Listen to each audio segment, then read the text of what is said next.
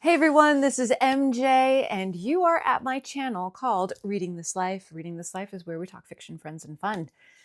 Let's do something different. I know I've been out of the loop with letting you guys know exactly what I'm going to be reading. Let's change that starting today. All right. Welcome if you're brand new. Welcome back if you are a longtime subscriber. My name is MJ, and I've been here for about 4 years doing my thing. All right, so let's talk about what books I plan to read this week. First and foremost, I'm not going to be reading. First and foremost, can we just cut to the chase? It's Book Girl Summer. All right, Book Girl Summer. Dive into a good book.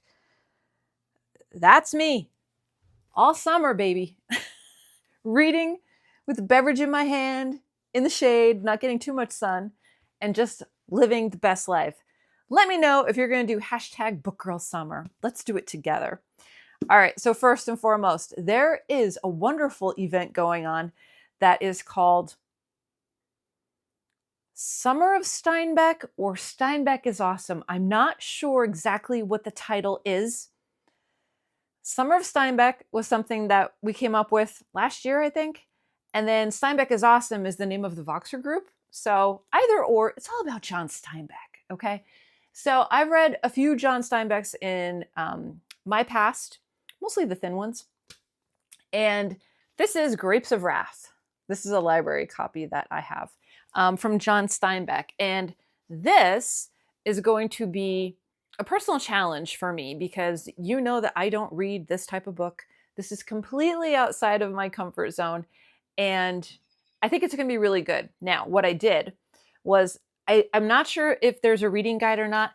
The Voxer chat is crowded. Okay, there are a ton of people chit-chatting and talking and everything like that. I'm a lone wolf. I'm an introvert. I like to keep my peace and just keep to myself and, do all that. So oh, hi, Watson. So I asked my AI, Nigel, if he would break the book down for me into daily tasks. So how much do I need to read to finish the book by the end of the month? So I think we're doing like 2 chapters a day, I think. And then with each chapter, there's going to be like a task, like some type of a prompt that he's going to give me. And I listed everything for week 1 over in my community post. If that's something that you're interested in, feel free to join in.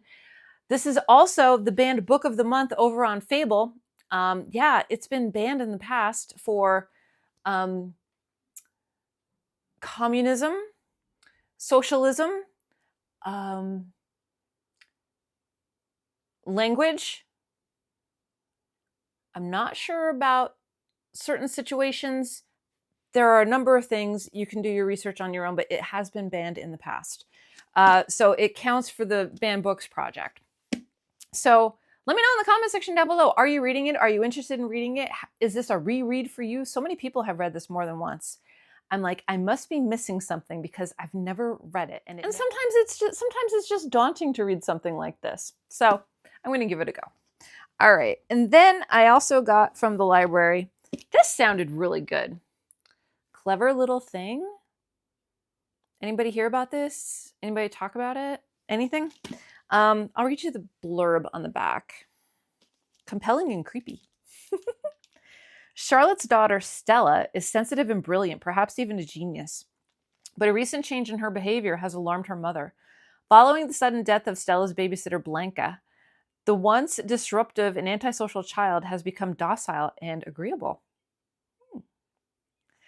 But what's unsettling is that she's begun to mirror Blanca's personality, from Blanca's repetitive phrases to her accent to fierce cravings for Armenian meat stew after being raised a vegetarian.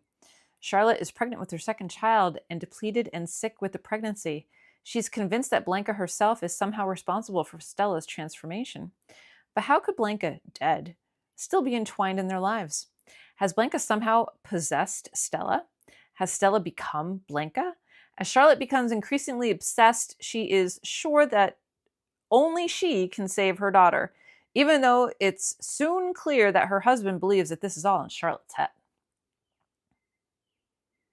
This is by Helena Echlin. Helena Echlin's singular chilling voice holds light to the blurred lines of diagnosis in children and to the vital power of maternal instinct.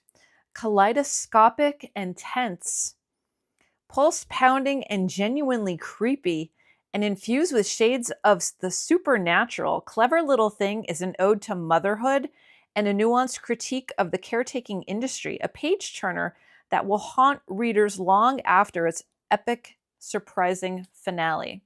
Okay, so most of you know I'm not a mom. I have only maternal instincts from my dog, and I want to see what it's all about. So I will report back. So we're doing Grapes of Wrath. We're doing Clever Little Thing. And then I got another one from the library. Now, I'm not sure how far along I'm going to get with this. Well, actually, hold off. Okay, and then I went into my pile of Longarms. I have a whole pile of Longarms, Lone Stars, you name it. I don't think I had the opportunity to read this last year. I know I had it for last year. This is Longarm and the Wendigo. Why not? Longarms are cowboy trash.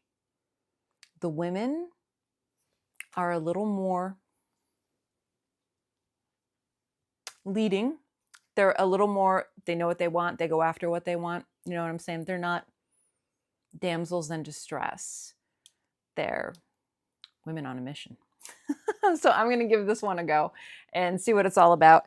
And then, now I'm not saying I'm going to read all, East of Eden. No, not East of Eden. Grapes of Wrath is a month-long project. So really it's going to be Clever Little Thing, a Western, and then this came through the library today. I don't think I'm going to get through to, I don't think I'm going to get to it. Okay, and then I have Hungerstone, and this is by Kat Dunn. So I'm going to give this a go and see what it's all about. A horror book, of course. Of course it's a horror book. Why would I not want to read horror? All right, everybody. So that is what I'm going to be trying on for this week. We're going to see how far I can get. I'm really interested in getting into Grapes of Wrath and following my little schedule. I think that's the only way that I will succeed with that book. Knowing me, mood reader, if I don't like it, I'll put it down. But if I know it's a task and I have to complete the task, I'll keep going. Does that make sense? I'm task oriented. What could I say? All right, everybody. That's it here for me. Make sure that you are taking care of yourself so you can take care of others. Let me know in the comment section down below. Are you participating in June on the Range? Or are you participating in the Summer of Steinbeck / Steinbeck is awesome? All right. I will see you all in my next video. Take care.